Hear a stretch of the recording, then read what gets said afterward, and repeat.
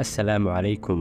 Kanada, dalka labaad ee ugu weyn xagga badka ee caalamka, haddana waxaa ku nool dad aad u yar. Dal ahaan dhaqaalihiisu waa mid sare. Dadka qaxootiga ahna waxay u arkaan inay janno u tahay. Ingiriiska iyo Faransiiska waa labada luqad ee rasmiga ee dalka. Dalkan dadka dunidu way jecel yihiin, waxayna rabaan inay mar un booqdaan, laakiin qaar badan ma oga macluumaad ku saabsan dalkan Kanada, xaqiiqooyin aadan horey u maqal. Kanada waxay leedahay bad gaaraya 9,984 kiiloomitir iskuweer, balse dalkan aadka u weyn waxaa ku nool oo keliya 38 milyan oo qof. Waxaa ka dad badan gobolka California ee ku yaala Mareykanka. Caasimadda dalka Kanada waa Ottawa, halka Toronto, Montreal iyo Vancouver ay yihiin saddexda magaalo ee ugu waaweyn dalka Kanada. Dhaqaale ahaan waxaa loo arkaa mid ka mid ah dalalka ugu guulaha badan adduunka. Kanada waxay leedahay dhaqaale suuq oo isku dhafan oo aad u horumarsan, waana dhaqaalaha sagaalaad ee ugu weyn caalamka oo dhan.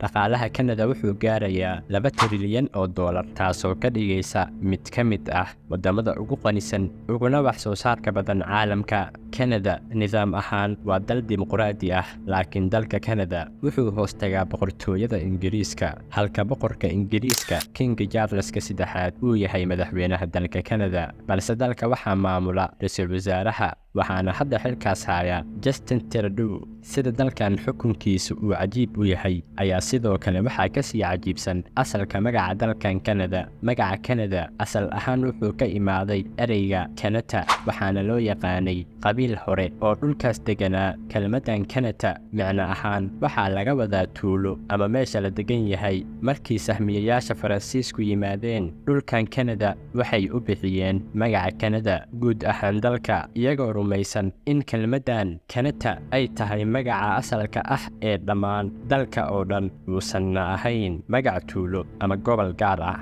Kanada waxay leedahay 2 luqadood oo rasmi ah oo dalka oo dhan looga hadlo, waana luqadaha Faransiiska iyo Ingiriiska, inkastoo ay jiraan luqado kale oo gobollada qaar ee dalka looga hadlo. Mid ka mid ah waxyaabaha ugu quruxda badan uguna xiisaha badan ee Kanada ayaa ah harooyinka tirada badan. Waxay leedahay harooyin gaaraya ilaa 2 milyan oo haro, taas oo ka dhigaysa waddan leh jawi qurux badan oo u gaar ah. Sidoo kale Kanada waxay leedahay baark ama jardiinooyin, meelaha jawiga lagu qaato oo ka weyn badka waddamada qaar sida Switzerland, Denmark, Netherland. Beerta qaranka ee World Buffalo National Park waxay ka weyn tahay dalka Switzerland. Waxaa lagu qiyaasaa 44,000 oo kiiloomitir iskuweer, waxaana la aasaasay sanadii 1922, iyadoo ujeedka loo aasaasay uu ahaa ilaalinta xayawaanada, dabeecadda iyo jawiga dalka. Kanada waxay leedahay mudnaan aan waddan kale lahayn. Waxay leedahay shirkadda ganacsi ee ugu da'da weyn adduunka oo dhan, waxaana lagu magacaabaa Hudson Bay, taasoo dalkan astaan u noqotay. Waxaana la aasaasay 1670. Shirkaddan waxay bilowgii ka shaqayn jirtay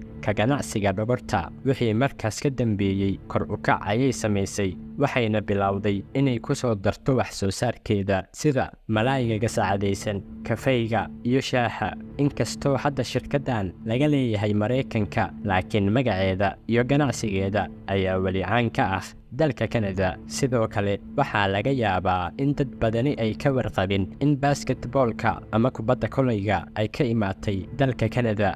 Reer Kanada waa dadkii hindisay ciyaartan kubadda kolayga, kadibna u dhoofiyey caalamka intiisii kale, gaar ahaan Mareykanka oo markii dambe hormuud u noqday ciyaartan. Tan ugu yaabka badan uguna xiisaha badan ayaa ah in Kanada ay leedahay magaalooyin dhan oo dhulka hoostiisa ah. Hoosta mid ka mid ah magaalooyinka ugu waaweyn magaalada Toronto, waxayna leedahay qadad aad u waaweyn oo isku xira 1,200 baqaar iyo maqaayado iyo 20 meelood oo baabuurta la dhigto, waxaana ku dartaa 5 saldhig oo qadadka tareenada ah.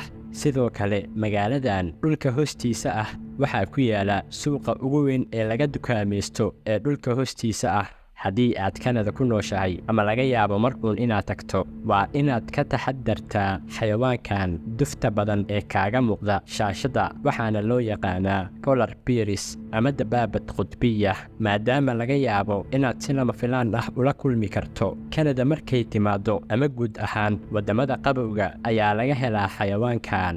magaalooyinka qaar ee Kanada, dadka ku nool iyo xayawaankan waxaa badan xayawaankan. Kanada waa dalka labaad ee ugu weyn caalamka, waxaana ku nool 38 milyan oo qof oo keliya, waana dad ka yar dadka ku nool gobolka California. Intaas waxaa u sii dheer in dalkan ay ku badan yihiin dadka da'da ah ee shaqada ka fariistay. Dadkii yaraana way diideen inay tarmaan, taasoo Kanada ka dhigtay mid ka mid ah waddamada heerka dhalmada ugu hooseeya caalamka. Tani waxay abuurtay cadaadis dhaqaale iyo mid maaliyadeed. Marka dal intaas la eg baaxadiisa, waxaa loo baahan yahay dad shaqeeya. Sida ugu fududna waa in dadka muhaajiriinta loo oggolaado inay dalka soo galaan. Kanada waxa ay soo dhaweynaysaa dad badan sanad walba si ay u ilaaliso dhaqaalaheeda.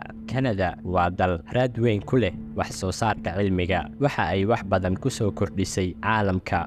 waxyaabaha dunida ay ku soo kordhisay waxaa ka mid ah wheelchair oo electric ah, kaasoo ka caawinaya qofka naafada ah inuu hawshiisa qabsado isagoo qof u baahan uusan nadaal dareemin. waxaana ikhtiraacay George Kellen. sidoo kale waxyaabaha aqoon-yahanada dalka Kanada ka soo jeeda ay ikhtiraaceen waxaa ka mid ah insulin. waa daawada ay isticmaalaan dadka sonkorta qaba, waxayna ka caawisaa in sonkorta dhiigga la xakameeyo, waxayna ka hortagtaa dhibaatooyinka sonkorowga. waxaa jira qaar kale oo badan oo ka mid ah hal-abuurada iyo wax soo saarka ku suntan magaca dalkan Kanada. intaan ayuu ku egyahay muuqaalka. wassalaamu calaykum waraxmatullaahi wabarakaatuh.